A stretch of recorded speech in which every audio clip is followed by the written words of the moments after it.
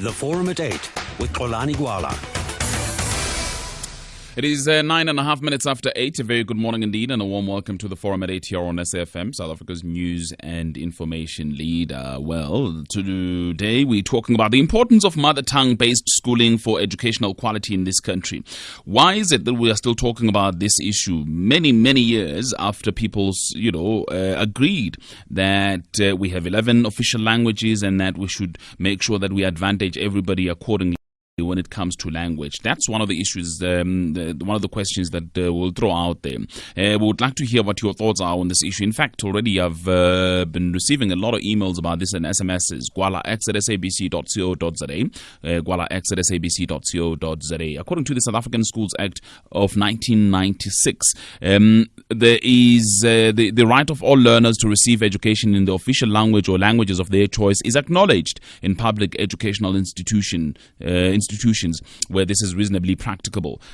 So after so many years, we still are talking about this. And you may remember, just about a week or so ago, we spoke to Dr. Mamphela Ramphele about her book, Conversations with My Sons and Daughters.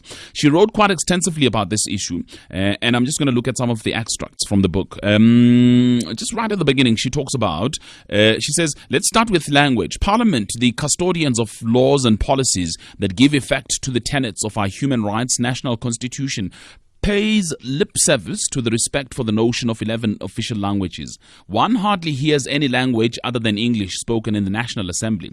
The technology for simultaneous translation exists and is used in most international conferences and seminars, but not in our parliament.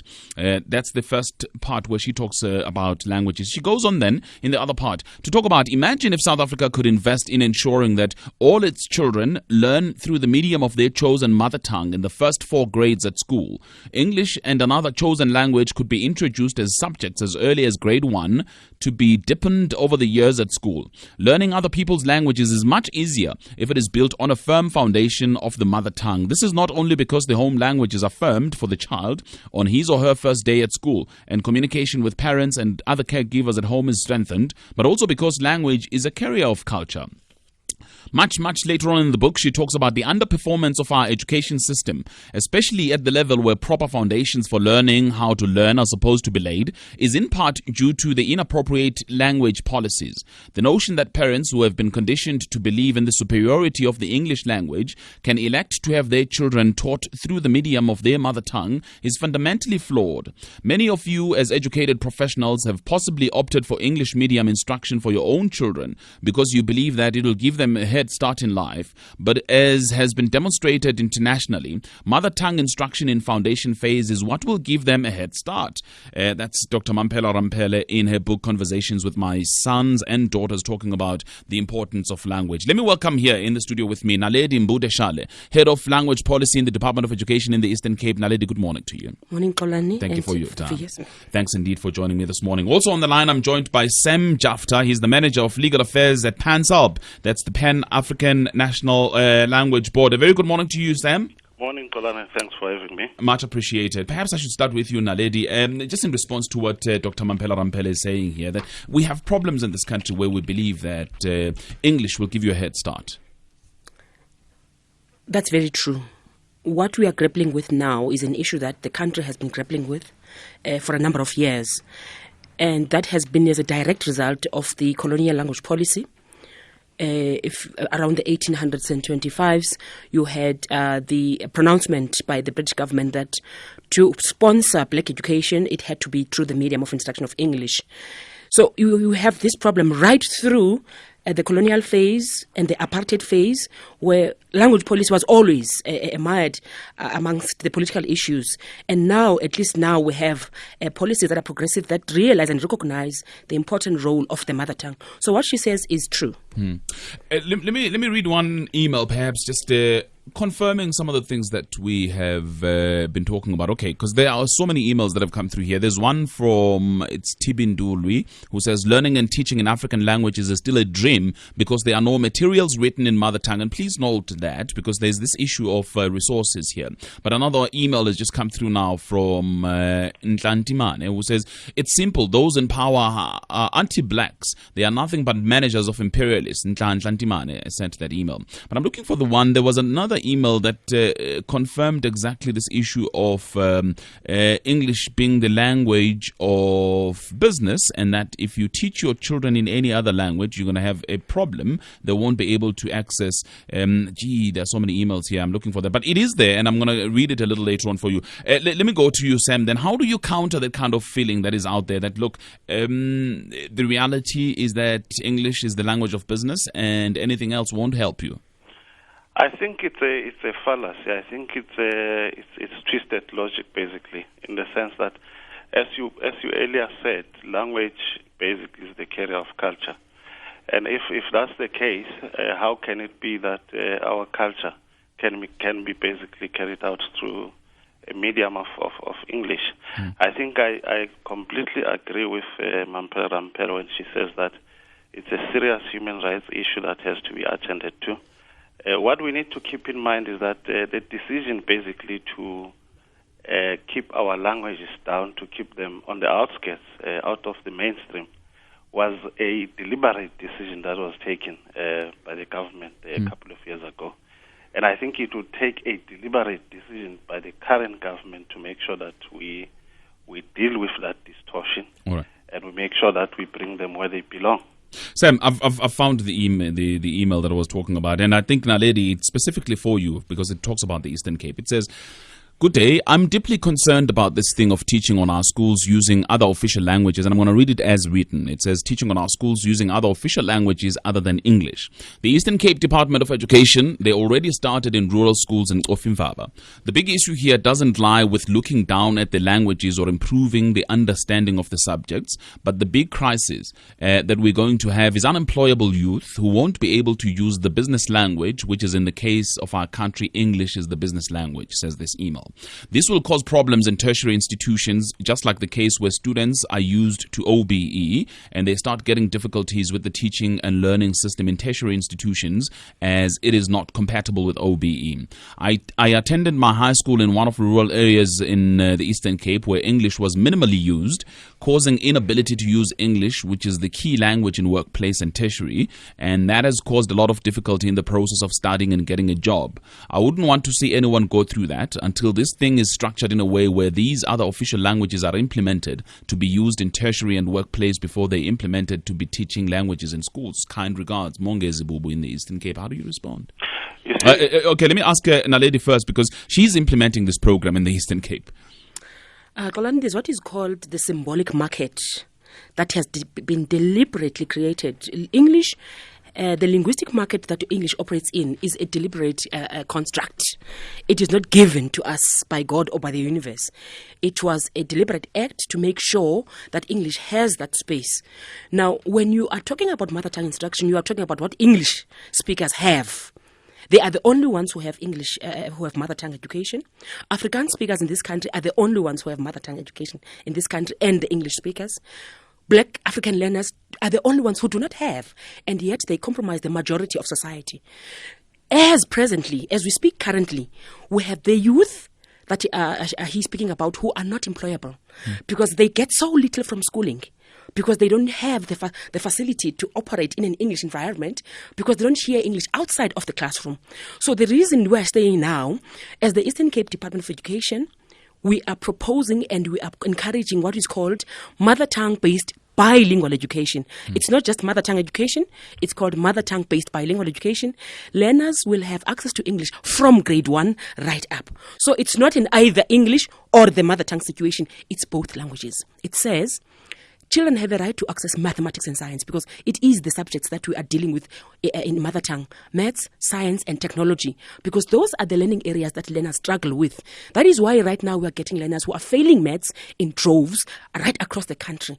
It's been a problem that has been identified by Umalusi, that after poverty, language is the main reason that we are getting the sad story that we get every year from the learners who exit schooling. Whether they are in ex-model schools or whether they are in township schools, learners perform badly in mathematics and science, precisely because even learners who speak English at home are struggling with mathematics because maths has its own register, its own specific register that is specific to mathematics. So if you had to learn a language that you don't speak at home and then learn the register of that language and then translate what you have learned back to English, this is why now we have to have patch up summer camps, winter camps, the spring programs, because what children lose in the meantime between the translation from English to their home language and back, later on, it catches up with them, especially when we see our grade 12 results. Okay. Just in response to that, I'm going to come back to you, Sam, in a minute. I know you wanted to make a point, but there's this quick email, and it talks about mathematics. It comes from Sarah, who says, unfortunately, I can't, all right, Sarah has got other things, but she says, I'm a supporter of mother tongue-based bilingual education. Is that what you're talking about? Yeah. But it goes on to say, however, it is very, very important not to see it as a panacea for all our educational problems. Currently, around 80% of South African children are learning in their mother tongue in the foundation phase. She's even provided statistics about this. But they achieve poor levels of literacy by the end of the foundation phase. Around 35%, varies a bit from province to province, but generally it's around 35%. And then it goes on to say, this shows that children whose literacy is assessed in an African language performed extremely poorly. Less than 5% could be described as literate. Obviously, these stats can be challenged, but I think they are indicative of what is happening on the ground in classrooms. My own experience bears this out.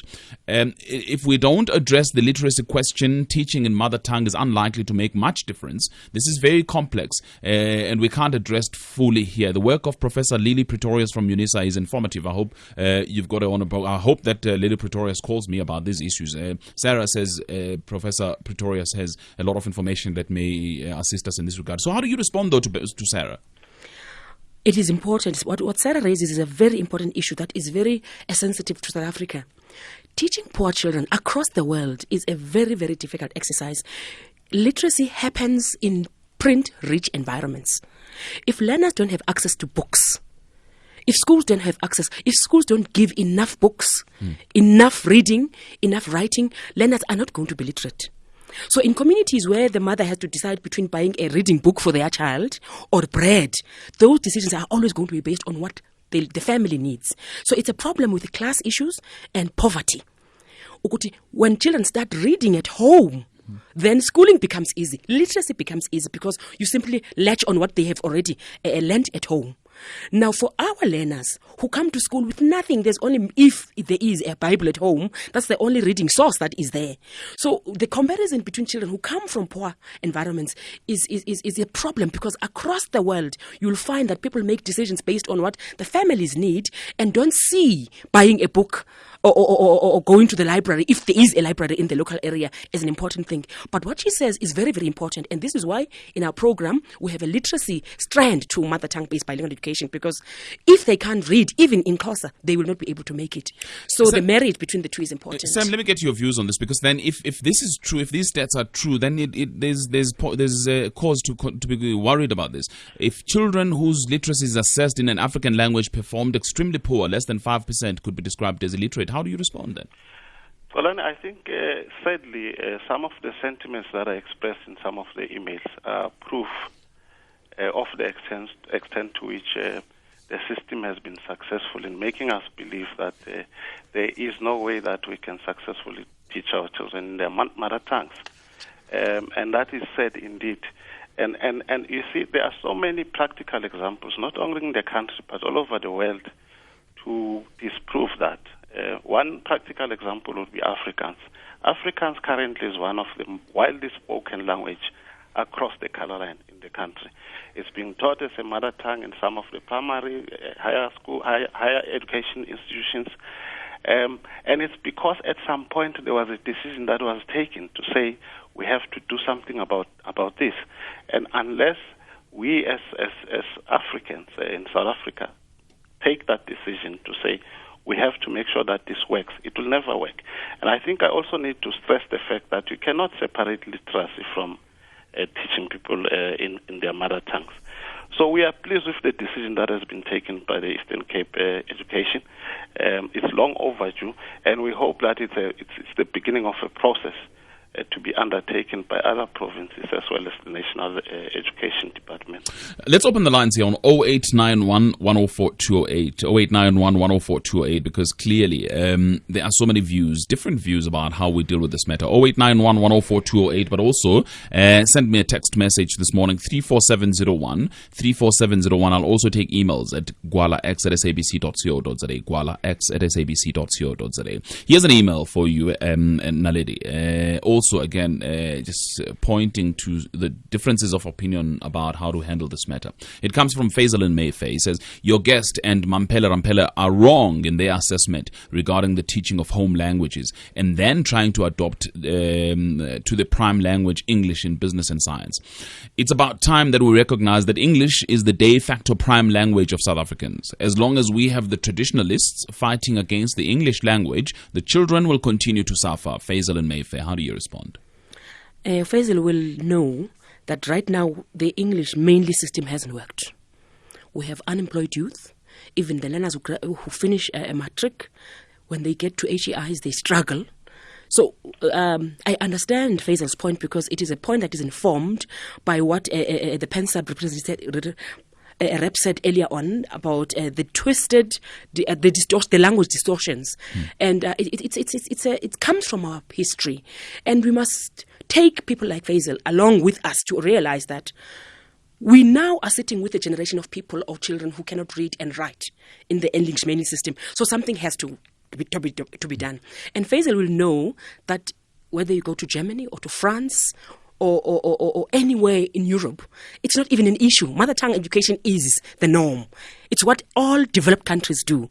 And it's all countries that have been colonized, that have taken on the languages of the master, that still struggle with education. Let's take calls here. 0891 104 208. Let's start with Admire in Durban. Hello, Admire. Admire, good morning. Good morning, how are you doing? I'm very well. Thank you for your call. Thank you so much. Thank you for bringing up this very, very important topic. Yeah. But the thing is, I'm on the view that, at the moment we keep on blaming poor comedians, like, because why I'm saying so, if you really, really look, right, at the moment, our country is one of the best countries in Africa, if not the best, right?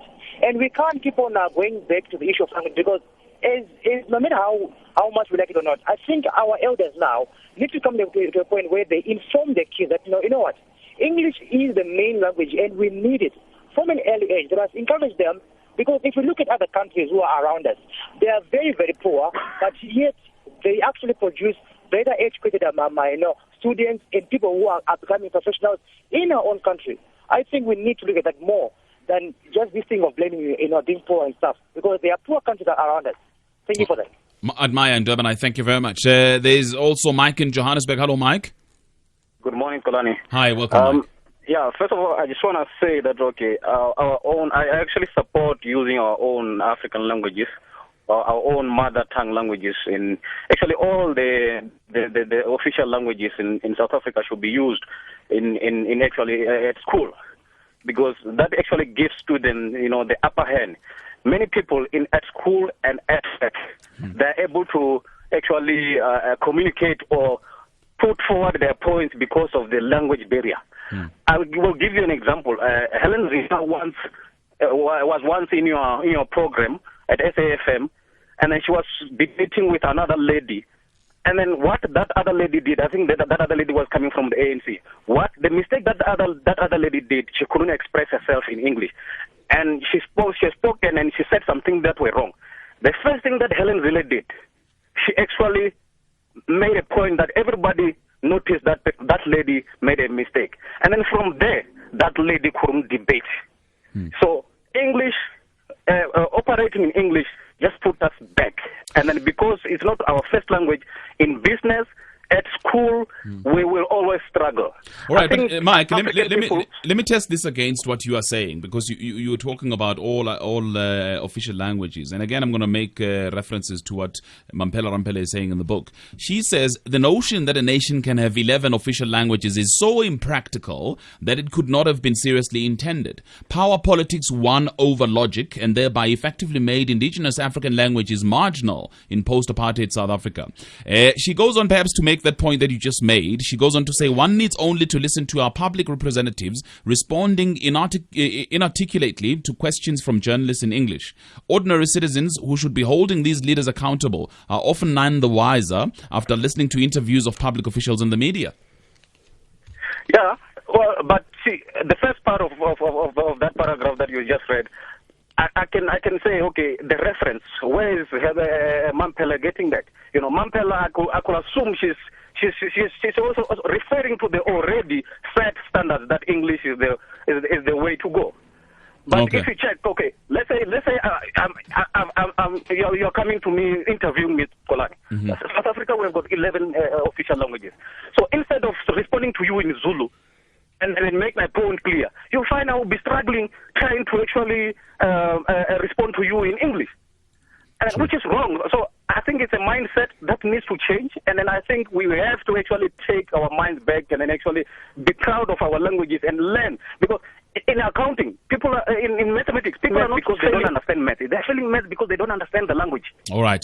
Fantastic. Mike and Joburg, thanks indeed. What I will do is, let me take the updates. We'll come back and we'll respond to what Atmaya was saying. Mike as well. There's Zippy in Cape Town, George in Durban. Some of the people waiting for us. A couple of emails coming through as well. kwala@sabc.co.za. The Forum at 8 with Xolani Gwala. Right, we're talking about the importance of mother tongue-based schooling for educational quality in this country. What are some of the problems? Calls coming through thick and fast. 0891 104 208. I'll also go to the SMSs to 34701. Perhaps I should start with the SMSs, then get responses for Admire, Mike as well. And there was a question a little earlier on about the availability of good updated teaching material, because that's also an issue here. Some SMSs, Ish says, tech is most powerful tool at Africa's disposal for multilingual education, which means technology, of course, is the most powerful tool at Africa's disposal for multilingual education. The future textbooks on tablet devices can have built-in translation and dictionary. That's Ish. Another one says, please don't learn English and stay in your backward tribal state. Joel in Port Elizabeth says it's easy. Use both languages for the foundation phase. Mix an African language with English. It's the best compromise. That's according to Joel. Another one says, I'm a school manager in the Eastern Cape. Reading is a must in my school. The Afrikaners use the resources of the entire country to advance only their language. We cannot afford to do the same thing for all official languages, says another SMS not signed. But Gary says, please share with us in which language was your eloquent guest educated? And my guest will respond, Naledi. There's also another one that says, what language is this discussion taking place in? Point made. And there's a lot of those, but I think it's just a non-starter of a question, because this is an English medium radio station. So what do you expect? You expect us to speak Zulu? If we were on Ukhozi, we would do that. But this by virtue of the radio station and what it's an English medium radio station. Right, your responses then to Admire, Mike, and some of the SMSs, if you may, for me, Naledi. My response is that all children have a right to English. And this is exactly what we say about mother tongue-based bilingual education. That is why it is called bilingual education. So the issue here is not whether the children will have English or not. They will have English from grade 1. So we don't even go to that discussion about whether they will speak English or not. But the important point that I want to raise, that has been raised by the speakers or by the people who are sending SMSs, people think that when we speak about mother tongue education, we say no English. It's not. It is untrue, and it is a misinformed position. Your ability to speak your mother tongue and learn through it is a right that is enshrined in the Constitution, in the South African Schools Act for all children, not just Afrikaans and English-speaking children, and by the Language and Education Policy. Right now, we are sitting. I was attending a meeting in the Department of Basic Education, where an instruction has been given that it is time to implement the language and education policy. All provinces were preparing for a rollout in all provinces in the country. And as we speak right now, we are sitting and developing a strategy that will see what is it that we have to put in place in the other provinces, so that it's not just the Eastern Cape that does this. Lastly, the education of children is not about them acquiring English. We must stop thinking equaling education and English, because there are countries where English is not even an issue at all. It's learned as a second language. You go to Japan, you go to China. It's not an issue.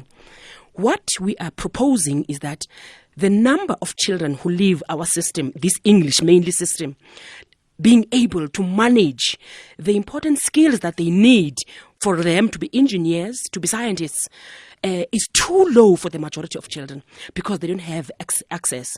They aren't exposed to English outside of the classroom. It's really a non-starter.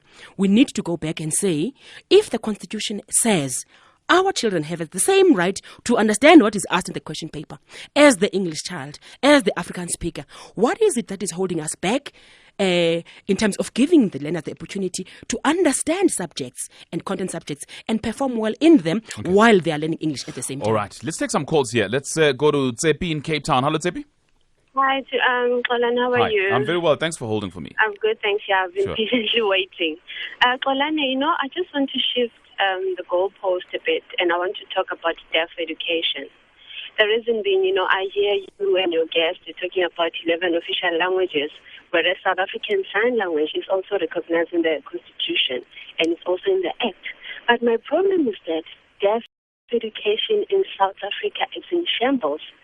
And my fear is that we are breeding a nation, especially the deaf kids, a nation of dependent people, because deaf children have no hope, and they don't even believe in our South African government. South African government is not prepared to empower a deaf child in a deaf school. So I just want to ask your guests, especially from the Eastern Cape, because Eastern Cape is one of the worst provinces. I'm speaking under correction in terms of deaf education. Most of the deaf kids migrate from Eastern Cape to other provinces, and considering the poor background as well, because they're from the poor families. So the only thing that they can do is to migrate to other provinces, and as a result of that, their parents even can, visit their kids to other provinces because they don't even have money to commute between Eastern Cape and other provinces. And secondly, your guest in the studio spoke about the mother tongue based bilingual education program. So I just want to find out from her if South African Sign Language is also considered in that program. Okay. Thank you. Tsepi in Cape Town, thank you. George in Durban, hello. Xolani, how Hi, are you? I'm very well. Thanks, George. Xolani, I wish to express few analogies that I've made through my life. I read that Indians came to South Africa about 150 years ago, and they couldn't speak a word of English. Yeah.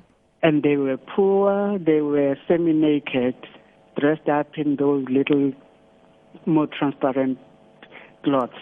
But, however, it didn't take them long to learn that if to survive in this environment, they have to learn English. And they adopted it as their own. Today, and in the 60s when I was born, they were translating for black people at workplaces when black people were speaking to white people because black people couldn't speak English. And also with the Arabs, the Middle Eastern people who came here, they also, as much as they have this hate or resentment between them and the Europeans, but it didn't take them long to know that if ever they are to measure themselves with Europeans, they have to learn English language. As it is, most of the black people in South Africa, they don't come any close to Arabs in speaking English. And now the point I'm trying to get at is that everything has its time. In Roman time, when Romans were ruling the world, everybody wanted to learn Roman language, Latin, and same with the Greeks. And if we avoid learning English, as much as we can be so eloquent in putting whatever we want to put, I'm telling you, we will never go far. We will never go far because it's a language that is spoken today. Okay. When you speak about China, that China does not bother about English. China is strong and big with a population of over 1 billion. It can self-sustain. And also, it has also not been blind in learning that for them to advance, they have to learn technology from America and all these countries. Okay, George, I think we get the gist of what you are saying. Thank you very much, George in Durban. Praz is also in Durban. Hello, Praz. No, it's Clive. Cus. CLIVE. All right, go ahead. Yeah. First of all, just a comment on Mampela Rampella's book. Yeah. Everybody should read it. I've just finished reading it. Yeah, What it's a brilliant fantastic. It's a book. fantastic book. Now, Yes. she's got an incredible command of English language herself, having written this book. Yeah. However, what I want to say is this. What we've got to realize is that English is the world language. And as I think Faisal said, it's the best language to learn science and mathematics in, or one of the best languages. But what you've got to realize, English is the third most spoken language in the world, joint third with Spanish, remembering the whole of South America, except Brazil speaks Spanish. And Mandarin Chinese is the most spoken, and Hindi in India is second most spoken, really due to their huge populations. Yeah. But what one has also got to remember, English is spoken as a second language in the world, and you can look this up on the internet, by 2 billion people. So it really is the world language. And I think our kids have got to be taught from an early stage in English. That's my comment. All right, that's Clive in Durban. Thank you. JR is in Centurion. Hello, JR. Hi. The previous speaker makes a mistake. In Brazil, they speak Portuguese, Portuguese. Oh, yeah. No, he said except for Brazil. That's what he said. Okay, sorry. I'm disappointed that you don't have a white representative from whichever formation. No. It's not about races. It's about languages. Let me say it. I'm defending myself. Defending myself. It's not about races. It's about languages. Okay. Because they're the perpetrators of this white spoken language domination. That's where I'm coming from. Pensalib, I think it's a toothless dog. I'm sorry to say that, but that's a fact, because there's been issues with language policies developed by private schools and Model C schools, and nothing has come forth. I think they are best positioned to use Act of Parliament to drive the private schools towards adopting black spoken languages, in fact African languages, to be used at private schools. The fact I'm trying to get in here, you find that the African languages are spoken as a far-fetched kind of an add-on with no significance, Fanakalo, if I may say, fake language, which is taught to our kids, and that's wrong. All right, I'm going to ask... Last point, please. It is impractical to teach Maths and Afrikaans in our indigenous language. We need not to lie to ourselves, but it is important. Please, Pensalib, Ministry of Junior Education, get to force private schools and Model C schools to teach languages where those schools are built or located. JR, thank you very much. Let me ask Sam of Pansalb to respond. Mr. Jafta? Yeah, just before I respond on that, Chloe, I think one point that I wanted to stress is that if all of us agree that there's serious damages that have been done to our languages in the past, and I take it that there will be very few people who disagree with me, then something has to be done about that. It's not about English, but it's about dealing with the damage that has been done to our language. I think one example that comes to mind would be the Khoi and the San language, which basically have been obliterated from the earth, from the face of the earth. Ndebele is another language. I think it's taking that direction. So unless something is done to correct those mistakes, the next thing it would be Zulu, the next thing it would be Shivenda. So we need to intervene to make sure that we protect, we develop, and we promote those languages. It's something that is going to take time. It's not going to happen overnight, but it has to be done. So it has to start somewhere. And another point that I wanted to make is that I think people should also stop equating English with literacy and the level of intelligence that one has, because I think there's no connection whatsoever between the two. As Pensalb, I think obviously, as I said, it would take time. But we're currently making sure that we have programs in place. There's a turnaround strategy to make sure that we're dealing effectively with issues of language. Okay. You know what? There are so many SMSs. Again, let me just give you a sense of what people are saying.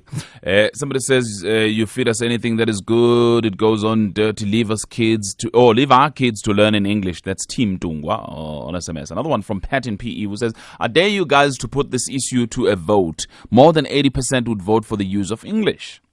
Another one says, African people do bad in school because of language. That is why our engineers and scientists cannot produce anything. Another one says, start this nonsense. I will take my grandchild somewhere else. We blacks have a terrible inferiority complex. There's nothing wrong with maintaining the status quo. Another one, my father, an Afrikaner, was sent to an English school, not to become an Englishman, but to learn to insult an Englishman in his own language. Use living examples. Did you and Mampela go for years at school in mother tongue before learning in English? I suppose that's for you, Naledi. Let's have a choice between the two options, mother tongue and English, and see where people go. It's episode, Naledi. First language must be mother tongue, says another SMS. Gee, there are just so many SMSs around these issues. Let's quickly hear from Mvusi before you respond, Naledi. Mvusi, hello. Good. Hey, I'm very well, Baba. How are you? Good. Look, I think some of us have a narrow understanding of the politics of language. Gugi brings this the importance of language when he says language is important in terms of culture and as a tool of communication. How we communicate is informed by the culture that we embrace. And my problem with thinking that language is only limited to a classroom is that we don't want to explore even revolutionizing the workplaces to begin to embrace African languages. Because the fact that you have a democracy, it means a Zulu-speaking person must not be denied a right to speak in her or in his own language. Same applies to a Soto-speaking person. So we should really look at how we're going to develop our society, because we can't make South Africa to be like England. We can't make South Africa to be like America. South Africa is a unique country. When we embrace all the provisions of our constitution, we should be free to do that, and we should teach our children in the language of their choice. It's a constitutional right. Okay. Yeah? All right, Mvusi in the Eastern Cape, thank you. An email from Dr. Tembinkosi Mabila. It's unfortunate our country is predominantly dominated by people who argue and oppose issues with very little information. If people could have access to the available plethora of literature on the importance of mother tongue education, 18 years after democracy now, South Africa would be far ahead today. I did Ezempilo, Ezemvelo, Ezenkolo, but today I have mastered the English language more than the majority of white South Africans. Tembinkosi in Limpopo on email. Edward in Durban, hello. Edward. How are you? I can hear you. How are you? I'm very well. Go ahead, please. Okay, man. Thanks, man. You see, I just want to stress, there's a previous caller who mentioned, the issue of learning different languages. If only our society, right, can just get rid of this thing of being ignorant and stagnant and actually, try to learn, because at the moment, it's not only about English. Yes, English is the main language that makes things happen around the world. But if you look at it, right, if your child, like my child, I've got 2 kids at the moment, I encourage them to go to schools where I know that they can learn Afrikaans, they will learn other languages. They speak Zulu at home, right? But they are learning 3 other languages at the moment. So they obviously, when you take now, for example, right, a child that is from maybe, let's say, Eastern Cape, right, and you put them against one of those kids there, they are only learning one language, right? Mm-hmm. As much as we are saying we want to change the subject to their languages, tell me exactly how are they going to understand mathematics the same way my child will understand them when they are learning it from English? You know what? Let's not lie to ourselves, right? Let's get our kids to learn these science, my science subjects in English. It becomes better for them because they become better people in this than someone who will be learning mathematics in Zulu or Xhosa or whatever you okay. say. All right, that's Edward. Thank you. Edward is in Durban. An email from Tabi, and Tabi says, thanks for the important topic. Only 17% of published materials in South Africa are in African languages. There's the issue of materials. So how do we expect to build a culture of reading if children don't have books, apps, etc. that reinforce them visually in their languages and culture? Poor develops bilingual content, English and African languages. That is fun, engaging, and uses African images. Language builds confidence and literacy at home and classrooms. So the issue of availability of materials up here again. And again, Pencil, what is your role in terms of producing material? I'm going to ask you to respond in a minute, but let me read another email. It came through from Nancy Kachingwe. I don't see what the debate is. We need our children to speak as many languages as possible, as fluently as possible, both European languages as well as African languages. Most people in South Africa speak at least 3 languages already, which is something to celebrate. Children can learn 3 languages at the same time in early childhood, and this is the best time to ensure fluency. Why can't we teach them in 2 languages, English and mother tongue, so that they don't suffer any disadvantage? Nancy Kachingwe on email. Sam? Colin, I wish we had more time. There are so many programs that we have in place that are dealing with that issue. But clearly not yielding results. Clearly not yielding results, because that email from Tabi that I just read is not the only one. And Tabi says there's only 17% of the material available. How then do you suggest that children take up the indigenous languages when there isn't that much material?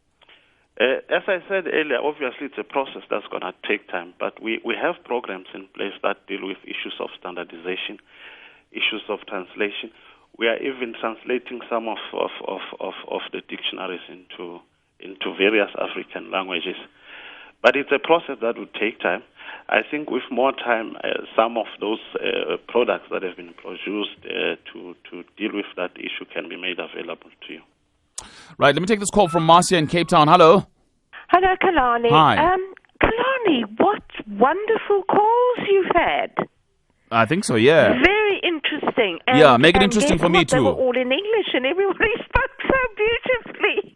I'd just like to make that comment. But, Kalani, I would like just to mention on, when people keep referring to the colonialists and the imperialists, they brought the written word to not only to Africa, but to so many islands where the people could then, in their own language, read their own language. And I think that was such a wonderful thing. Yeah, but Masha, that's not the discussion. People must know their own language. Yeah, but and that's the point. The point about it is that what do we do now? Do we teach our children in the indigenous languages, or do we continue in English? That's the question. Very expensive, Kalani, and I think globally they actually need to have a language. I mean, how do you go and speak to the Venda and the Atwani and all these different African language, of which there's so many?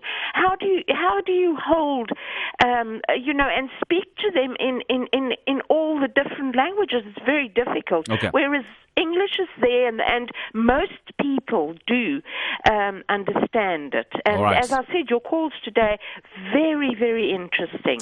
Right, that's Marcia in Cape Town. Thank you very much. Interesting one indeed. There's somebody on email who says, let the lady from the Eastern Cape explain to us as to what are the mechanisms that are put in place to empower teachers who are expected to teach our children a correct and proper language. Oli Lempini in Robertson.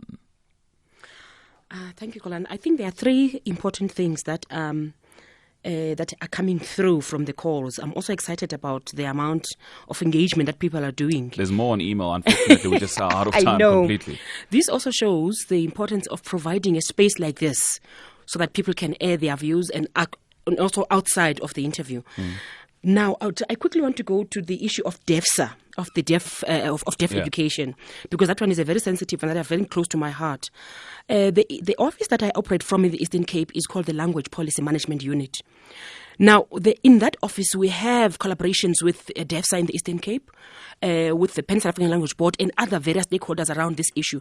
It's a new office established in 2010 to deal precisely with the issues that are affecting deaf learners, that are affecting isiXhosa learners, that are affecting Sesotho, English and Afrikaans, because we have in the province those 4 languages. I do want to say in this interview, there are 12 languages in South Africa, official languages in South Africa, and deaf sign language is the 12th one. So I do want to give that recognition. As Jafta was saying, we have not really serviced well languages like deaf, the sign language and the Khoi and the San and everybody else. This is why it is important now for PenSAP to have the programs that they are having to turn around the situation that has been happening. Two questions that I really would like you in less than a minute to respond to is the issue of the teachers, the issue of the material. Materials, we are the only province that has produced the grade 4 mathematics workbook that the National Department is giving to all learners in the country in English for grade 4. Our learners are the only ones who wrote the annual national assessments in isiXhosa mathematics in Kofimvaba in the 73 schools.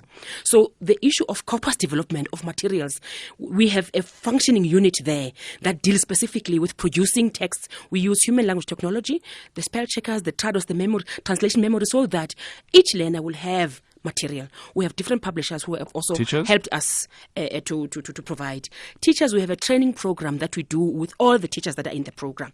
Right. Unfortunately, I'm completely out of time. I've got to thank you both for coming through. Sam Jafta, Manager Legal Affairs at the Pan South African Language Board, as well as here with me in studio, Naledi Mbudeshale, Head of Language Policy in the Department of Education in the Eastern Cape. I thank you for your time. And I would really, really like to thank you very much for the input, all our listeners today, SMSs, emails, as well as calls. And most importantly, thank you for listening to our program. Thanks to the team as well. Thanks to the team as well. Thanks to the team as well. Thanks to the team as well.